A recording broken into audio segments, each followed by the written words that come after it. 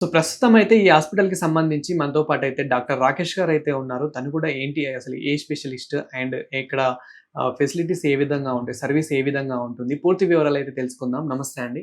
నమస్తే అండి. సార్ ఆహ్, ఇక్కడ ఏ విధంగా ఉంటుంది సార్ సర్వీస్ గానివ్వండి? అండ్ ముఖ్యంగా ఇక్కడ అసలు రూ. 1 కాన్సెప్ట్ ఏంటి? ఈ రూ. 1 ఆ రూ. 1 కూడా ఎందుకు తీసుకుంటున్నారు? ఏంటి సార్ అసలు? యాక్చువల్లీ అండి రూ. 1 అని అన్నారు కానీ ఫస్ట్ అయితే చెప్పాలంటే నా పేరు doctor Rakesh.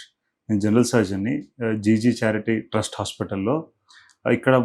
1 అనేదండి it was just చెప్పాం గానీ అసలు రూ. 1 కూడా తీసుకోవట్లేదు. హ్మ్. ఇక్కడ మా దగ్గరకొచ్చేసరికి every surgery, laparoscopic surgeries, open surgeries, laser surgeries, ప్రతి సర్జరీస్ అన్ని రకాల క్యాన్సర్ సంబంధించిన సర్జరీల కాడ నుంచి, జనరల్ సర్జరీస్ కాడ నుంచి, గైనిక్, ఆర్థోపెడిక్ సర్జరీస్ అన్నీ జరుగుతున్నాయి. హ్మ్.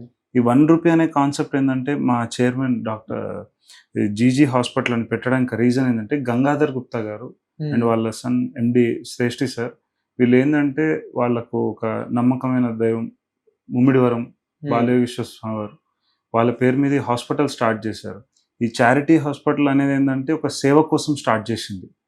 అండ్ ఇక్కడ మనకు ఏదో గెయిన్ చేద్దామనో అట్లా ఏ ఇంటెన్షన్ లేకుండా ఒక మంచి ఉద్దేశ్యంతో స్టార్ట్ చేసిన హాస్పిటల్. హ్మ్. ఇక్కడ రూ. 1 హాస్పిటల్ అనేదేంటంటే ఒక పేరు కోసం తప్ప రూ. 1 కూడా తీసుకోవట్లేదు పేషెంట్స్ దగ్గర నుంచి. At free of cost they are doing the treatment.